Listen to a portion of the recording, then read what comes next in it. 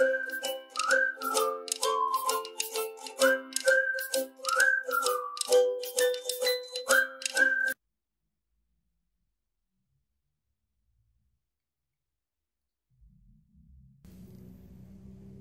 arkadaşlar, örgü atölyeme hoş geldiniz. Bu videoda size herkesin rahatlıkla örebileceği çok kolay tek parça şal yaka T yelek yapılışını anlatacağım. Yelekle ilgili sormak istediklerinizi yorumlara yazabilirsiniz. Yeni paylaşımlardan haberdar olmak için de abone olmayı ve bildirim butonunu açmayı unutmayın. Şimdi yelekle ilgili bilgi vermek istiyorum. Yelek 2-3 yaş için uygun. Eni 30 santimetre.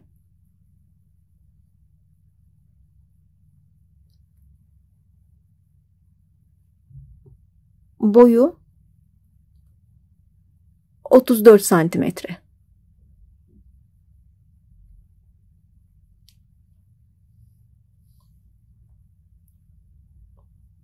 Kol için bıraktığım yükseklikte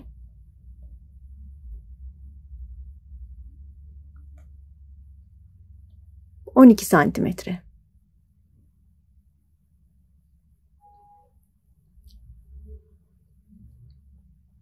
Yeleği Alize Cotton Gold Plus ve 5 numara şişle ördüm. Rengin numarası 350. 100 gramlık bir yumak ve 200 metre uzunluğunda. Örmeye başlamadan önce şema üzerinde bilgi vermek istiyorum. Ekran görüntüsü alabilirsiniz.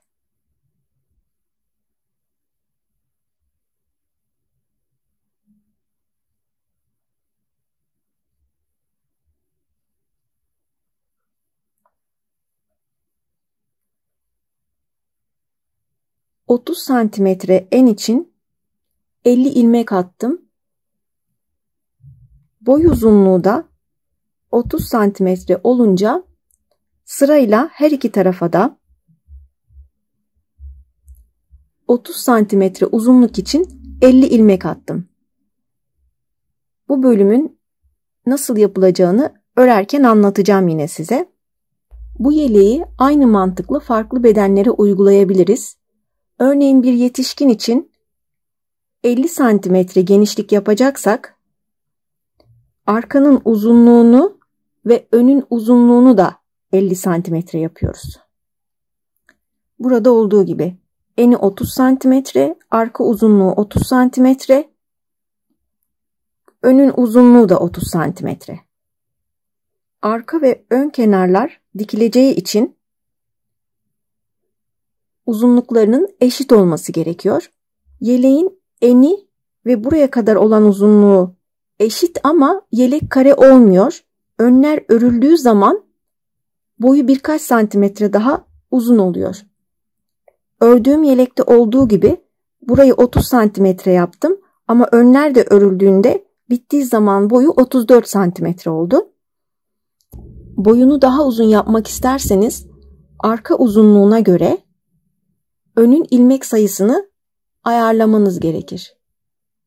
Şimdi yeleği örmeye başlayalım. Şimdi şişe 50 tane ilmek atıyorum.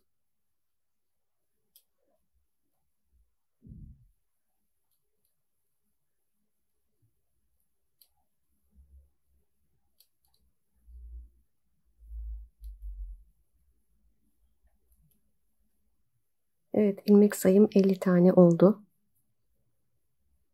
İpi biraz uzun tutarsanız daha sonra yeleği dikmek için kullanabilirsiniz.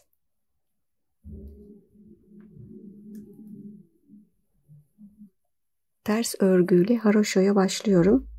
İlk sırada ilk ilmeğimi örerek alıyorum.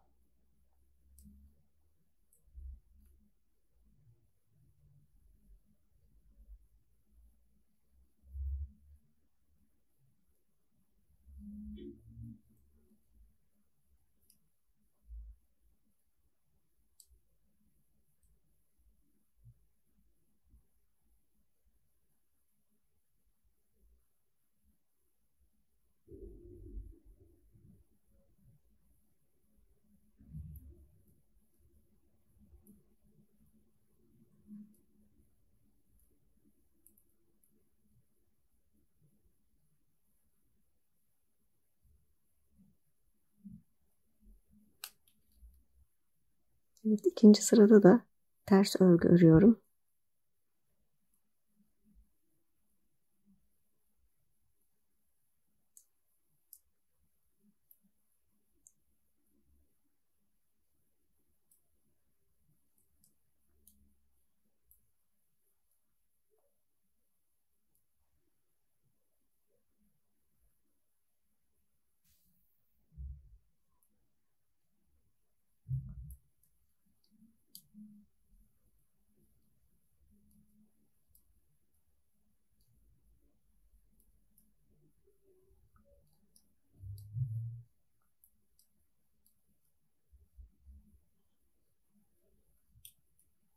Evet, arkayı bu şekilde örmeye devam edeceğim.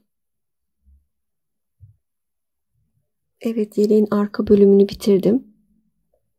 Yeleğin eni 30 santimetre. Aynı şekilde boy uzunluğu da 30 santimetre. T bir yelek olduğu için, T model bir yelek olduğu için yan tarafından çıkaracağım ilmeklerin uzunluğu da 30 santimetre olacak. Yeleğin arka bölümüne başlarken 30 santimetre için 50 ilmek atmıştım. Şimdi T bölümleri için de 30 santimetre olacağı için T bölümleri için de 50'şer ilmek atacağım. İki tarafa da.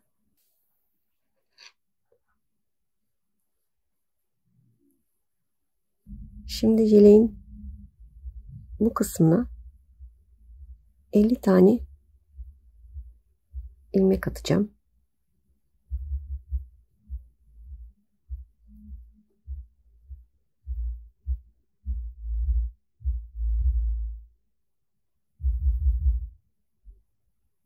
Evet, şişe 50 tane ilmek attım.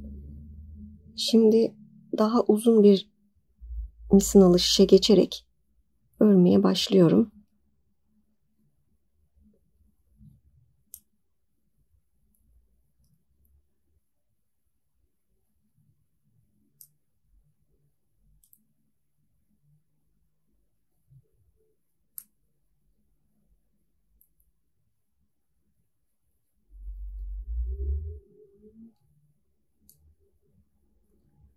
Evet, attığım ilmekleri öreceğim.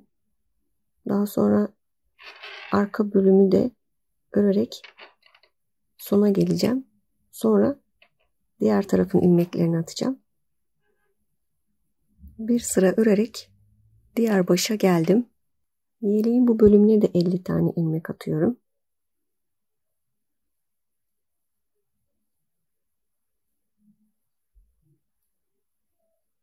Bir tane ilmeği tamamladım. Şimdi örüyorum. Diğer başa gelene kadar ters örgü olarak öreceğim.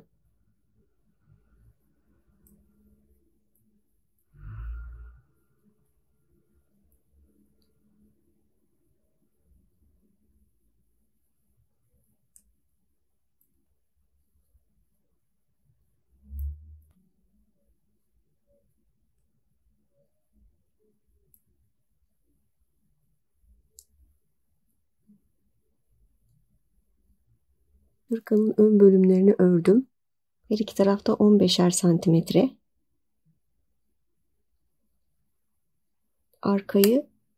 Arkanın enini de 30 santimetre örmüştüm. Bu yüzden önlerin de enleri 15'er santimetre. Şimdi bir iki sıra daha ördükten sonra ilik bırakacağım.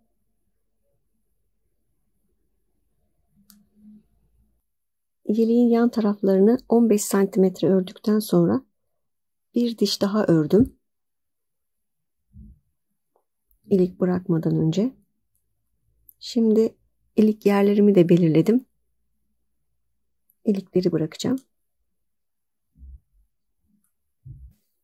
Bu büyüklükteki bir düğme için şimdi 3 tane ilmek eksilteceğim.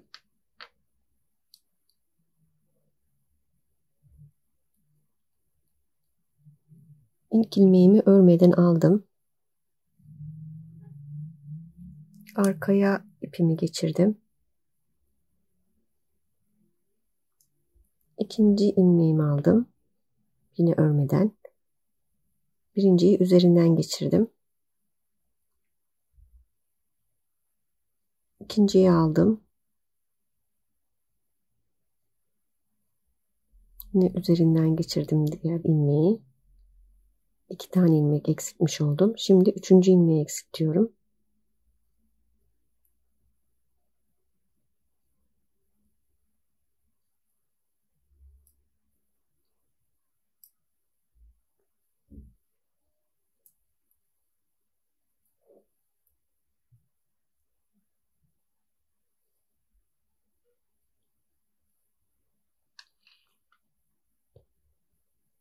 Şimdi yeleğin arka tarafından ilmek çıkaracağım.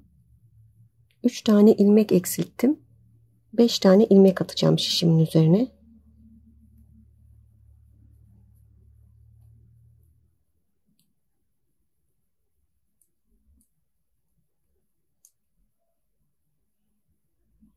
Şu şekilde ilmeği alıyorum.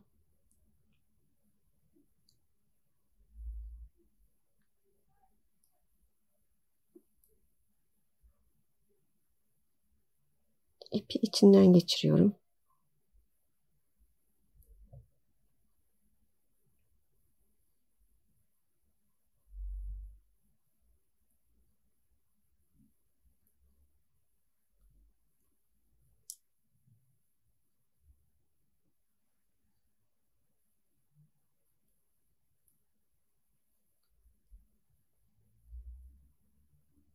Dört tane ilmek attım.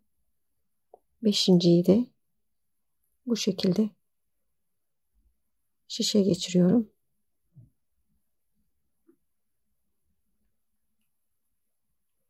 Tekrar ön tarafa dönüyorum.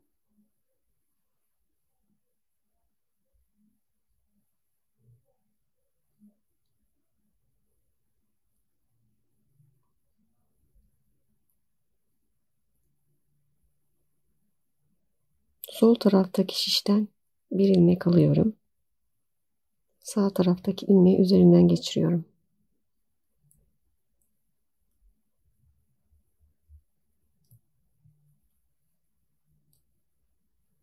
Şimdi arada 8 tane ilmek örüyorum.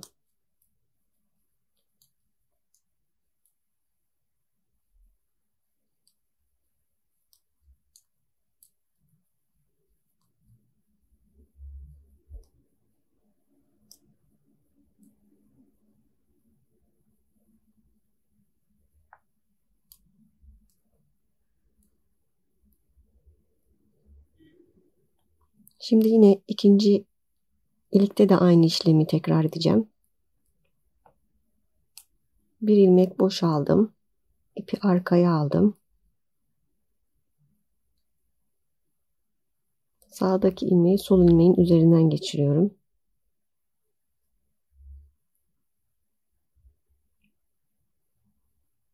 İkinciyi kestim. Ve üçüncü.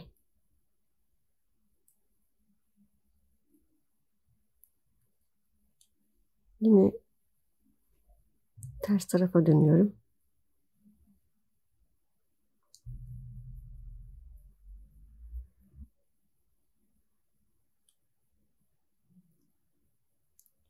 Evet, buradaki ilmeğe batıyorum. Yine 5 tane ilmek atacağım.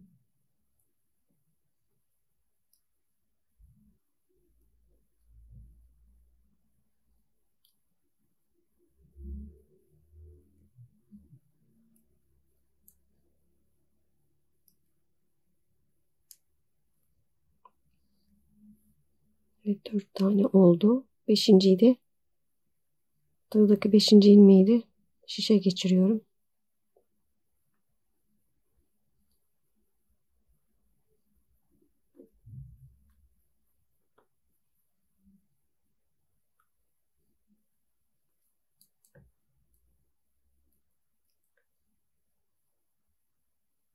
Soldaki ilmeği sağa geçiriyorum. Sağdaki ilmeği de soldakinin üzerinden geçirdim.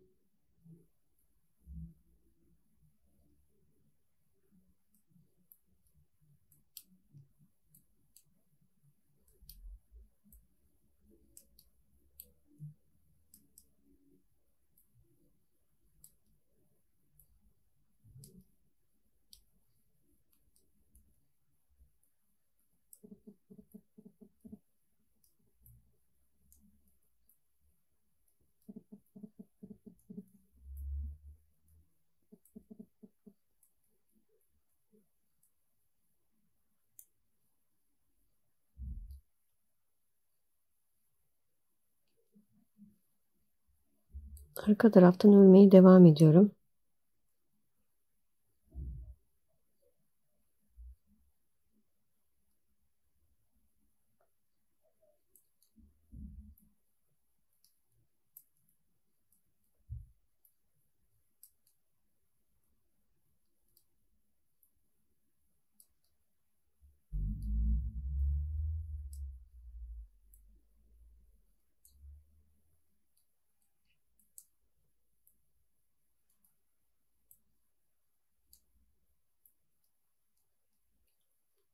Şimdi iliğe geldim. Kenardaki ilmekle ilik üzerine attığım ilmeğin ikisini birden örüyorum. Orada boşluk bırakmamak için.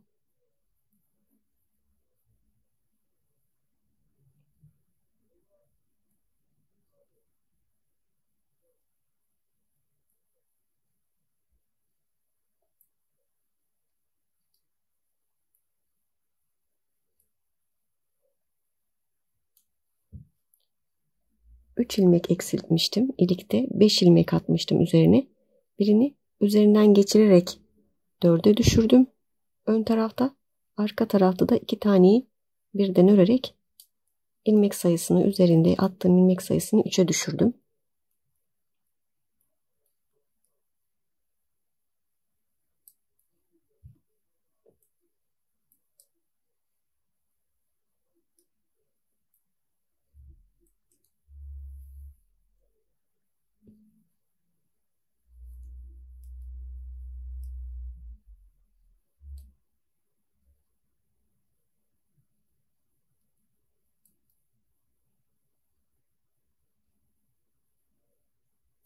Evet, yine aynı şekilde kenardaki ilmekle iliğin üzerindeki ilmeği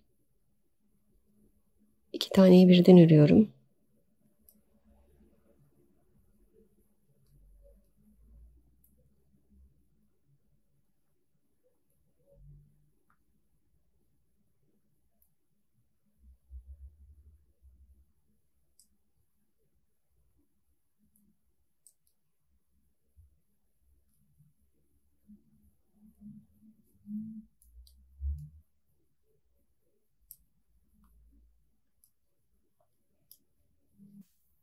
İlikleri açtıktan sonra üzerine 2 diş daha ördüm. Şimdi örgüyü bitireceğim. Bitirme işlemini örgünün arka tarafından yapıyorum.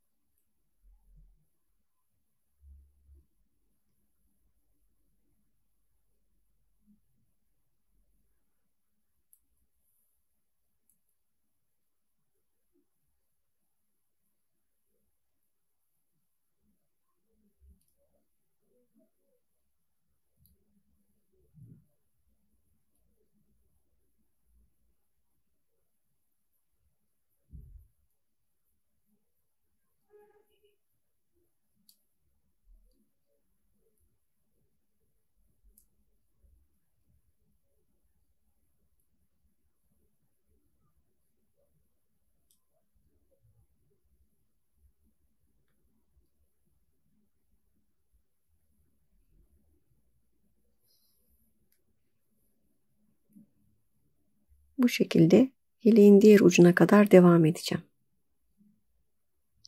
Kesme işlemini bitirdim.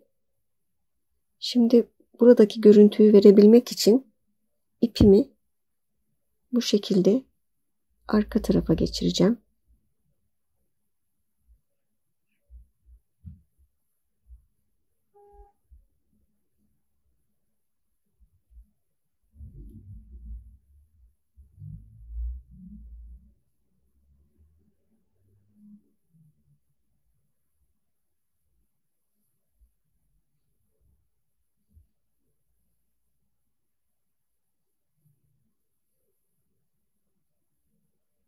Evet, daha sonra bu kalan ipi de burada kaybedeceğim. Şimdi yeleğin yan tarafını dikeceğim.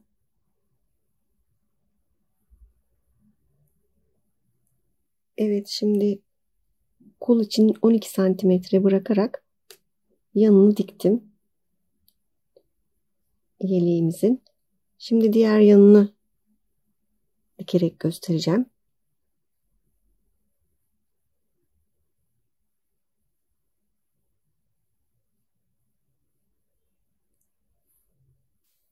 Dikme işlemini yeleğin ön tarafında yapıyorum.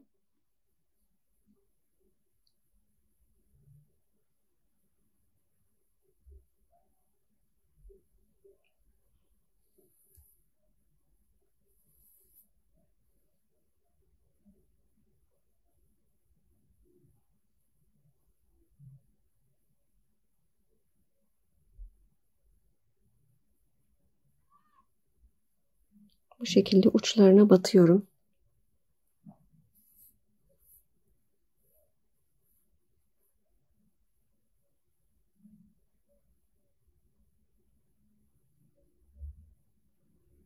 Tekrar aynı yerlere bu şekilde batıyorum.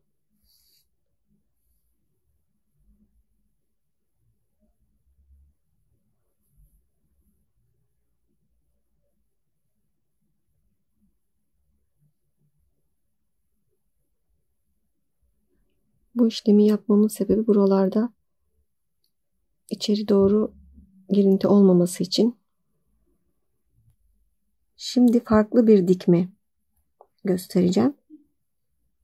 Çünkü burada örgünün yönü yukarı doğru, diğer tarafta yana doğru. Sol taraftaki ilmeklere alt taraflarına batacağım. Burada da çıkıntılara, içten dışa doğru.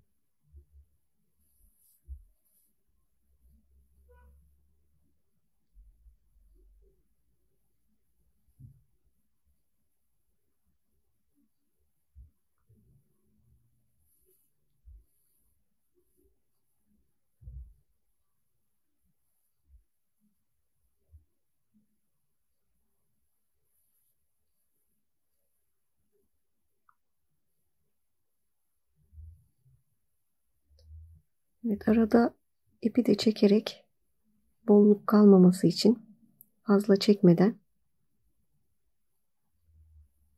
bu şekilde devam edeceğim.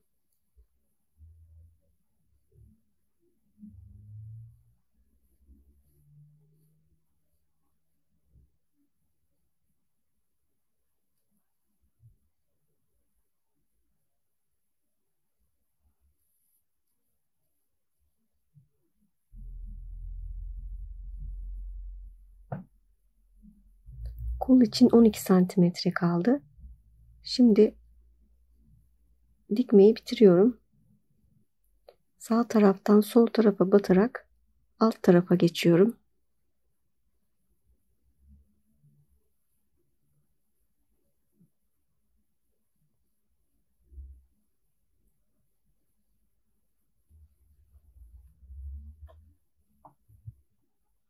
Şimdi yeleğin ters tarafındayım. Diğer tarafa geçiyorum.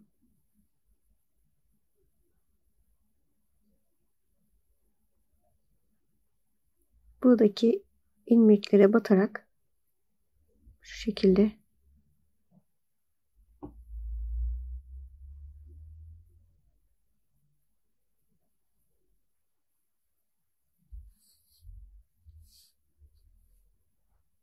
Evet, bu işlemi yeleğin etek kısmına kadar devam ettiriyorum.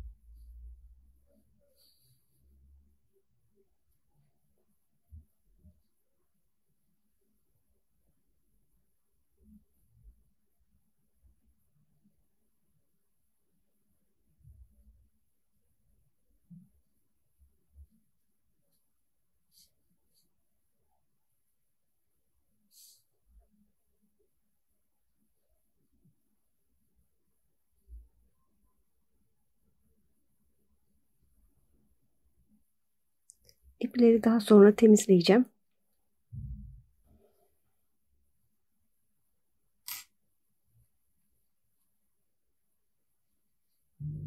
Evet, bu şekilde dikerek düzgün bir görüntü elde ettim. Düğmeleri de diktikten sonra yeleğimiz tamamlandı. Umarım güzel bir paylaşım olmuştur. Başka videolarda görüşmek üzere, hoşça kalın.